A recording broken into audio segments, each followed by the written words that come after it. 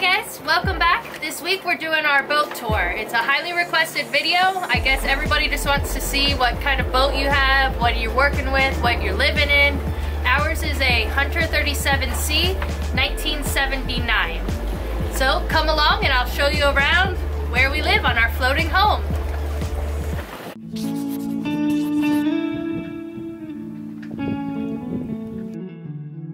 Alright guys, so this is our galley. Right when you come in through the companionway, on the side we have our stove, our double sink, we keep our dishes in here, and some spices. This comes down. It's pretty old though. We also have our, it could be the original stove that maybe came with the boat. It's really old. It's a propane stove, only the top works right now. The oven doesn't work. We use it for storage for pots and pans.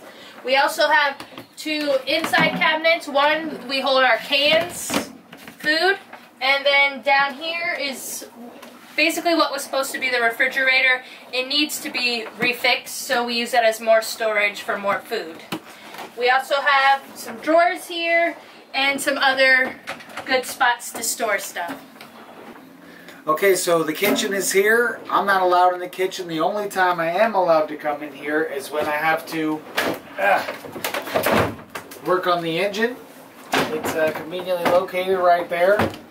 It's kind of dirty, kind of messy, but it's just my old girl. My old Yanmar did a lot of work. I have quite the love affair with this old lady right here.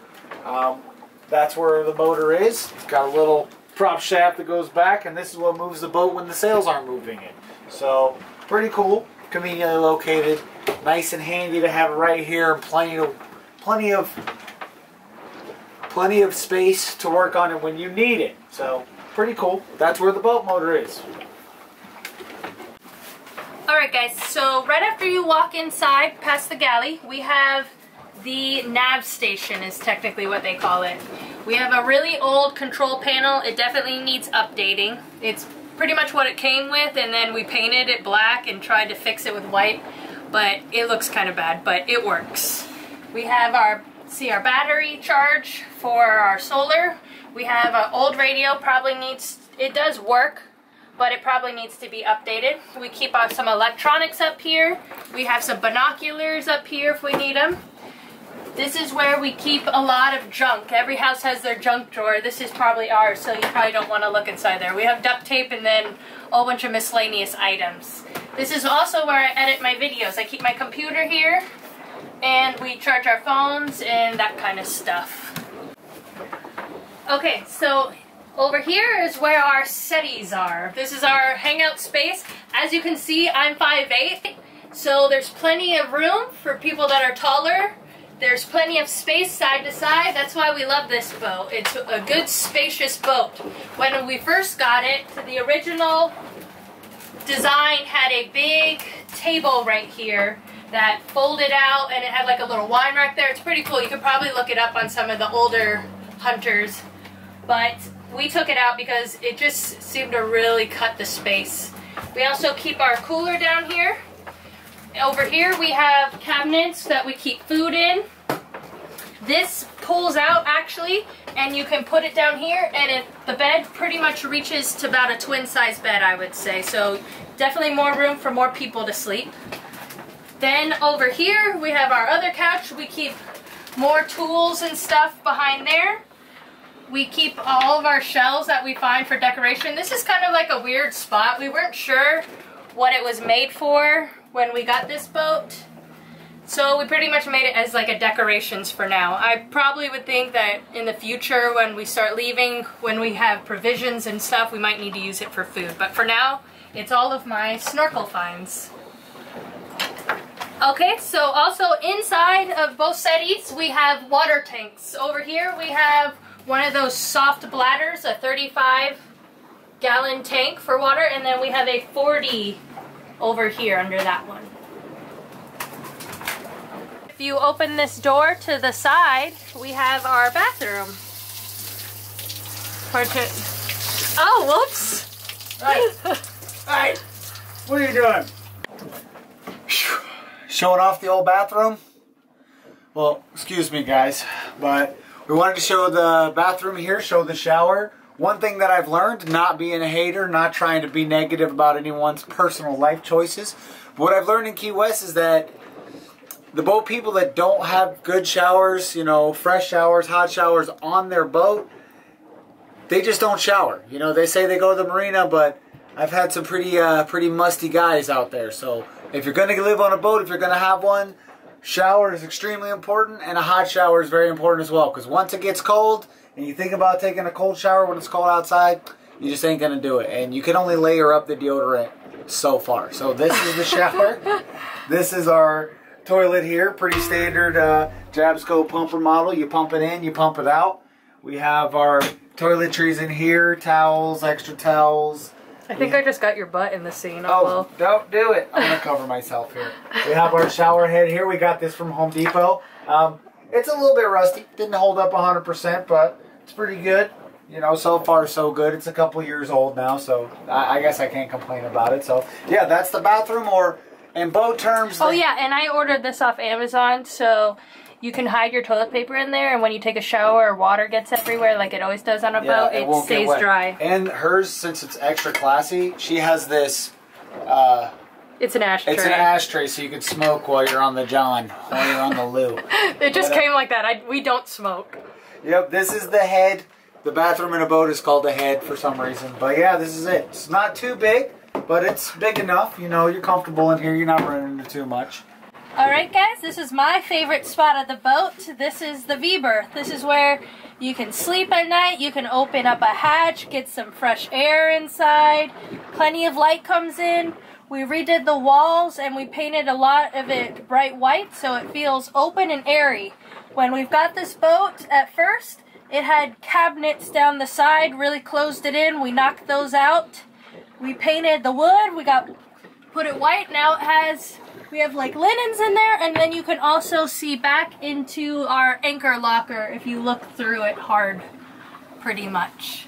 Underneath, we have a few different storage areas. We keep extra sails in there. And what else do we keep in there? We got some extra life jackets as well. The tank for the dirty water is under there, and that the storage tank goes there. Okay, so pretty much down there, that's all we got. Also, if you come over here, we have my clothing cabinet. I'll show them. It's my closet pretty much. As you can see, I don't get a very big closet, and I'm kind of a girly girl, so it's stuffed to the brim. It's not the most organized, but it's there.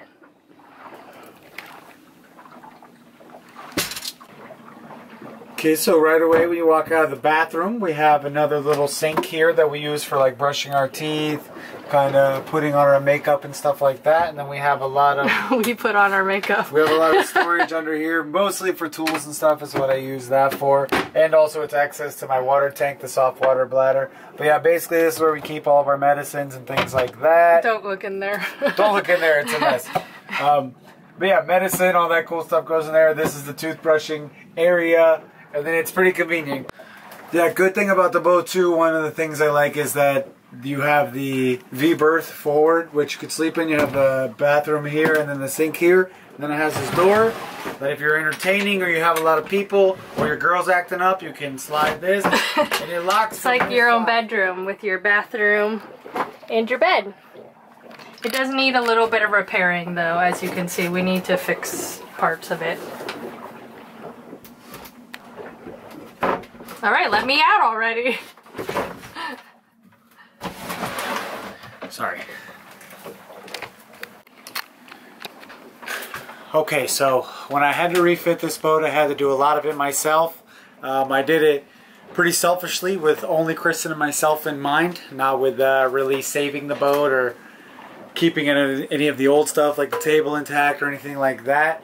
I built everything around her, and one of the concessions I had to make for this boat before she would set sail with me is I had to make her a room that is completely designated for doing makeup, getting ready, and just being overall fabulous. So I made this room for her. This is her makeup room.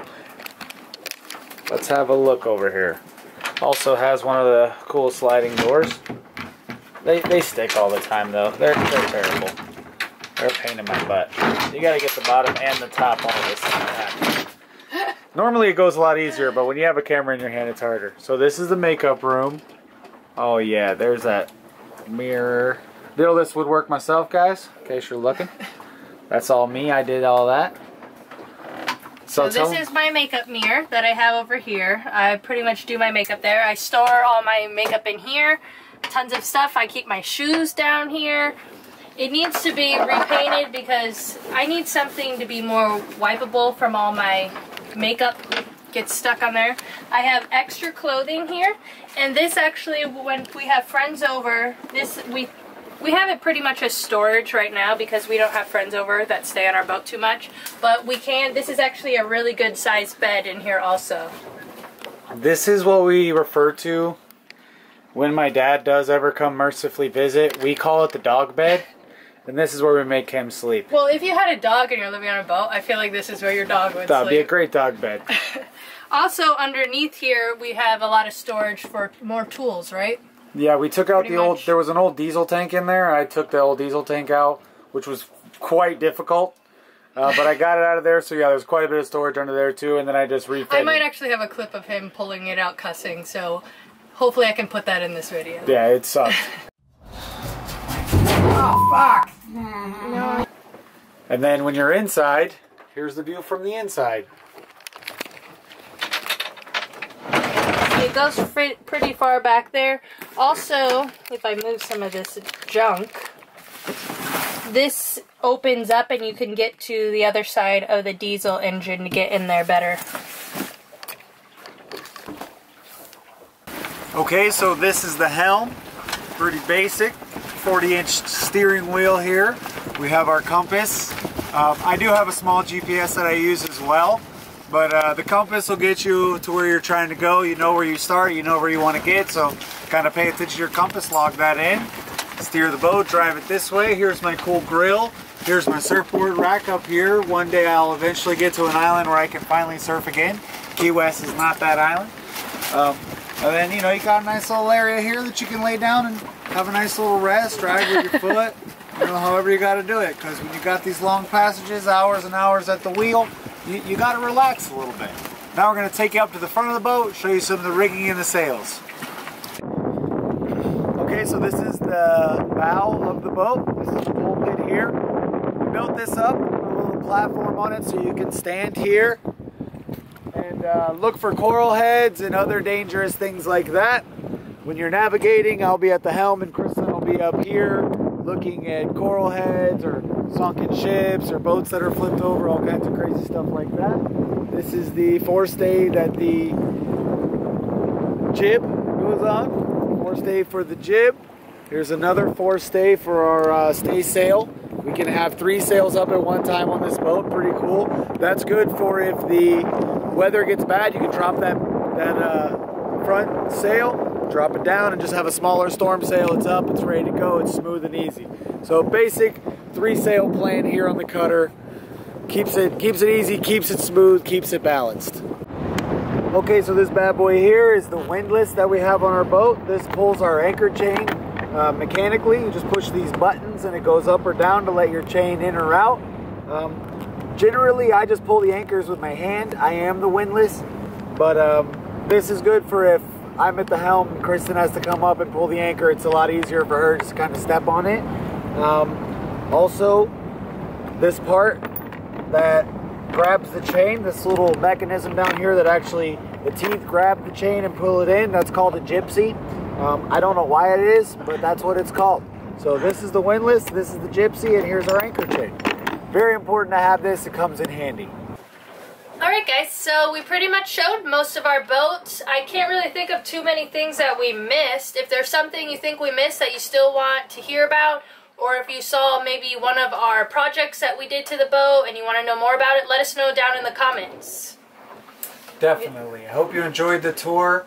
Hope you enjoyed it as much as we enjoy living on it.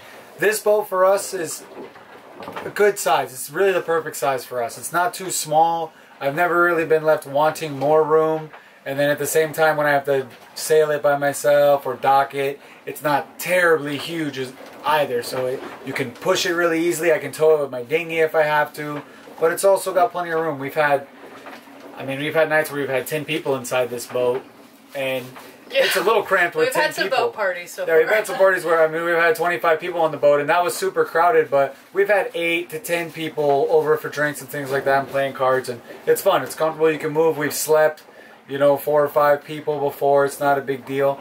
So for us, it's perfect. You're always going to want to fight that urge to get the biggest boat you could possibly get, and you're running into problems. The price grows exponentially for every extra foot. Your wiring, your plumbing, all that's going to go. And to get things done for your boat, the bigger your boat is, the more you're charged per foot. Or if you go in other countries, dockage they charge costs you more. Yeah, to go into the Bahamas per se, to go in a boat that's 25 feet is $100. To go for a boat that's our size is going to be $300, something like that. Same thing if you want to go to the Panama Canal. A lot of those are like charged per foot sort of deals.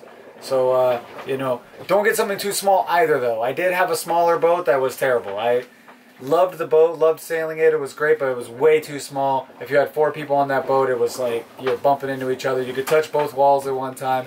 Didn't have like really a stand-up shower in it. So it, this is a good middle ground between coming off the mainland where you have all the amenities you could ever need versus living off grid like this where you have some, not quite all, but most of them. Stand-up shower and plenty of sleeping space. Because she kicks me out of the bed sometimes. If I just had that one bed, I'd have to sleep on the floor. This way I have a lot of options. We do have a lot of options. And the cat has plenty of room, too.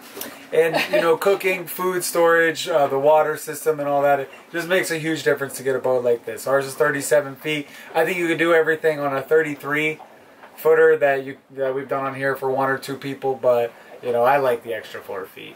I just like the setup of this actual boat, though. I've seen a lot of other boats, and I just feel like, nope, they're not right. But maybe I'm biased because this is my home. It's pretty open. It's pretty airy. Hope you enjoyed this little part of the boat history of us. Hey, make sure you like this video. I know a lot of people wanted to see our boat tour. Subscribe. Don't forget to subscribe, and we'll see you next week. Bye. Bye.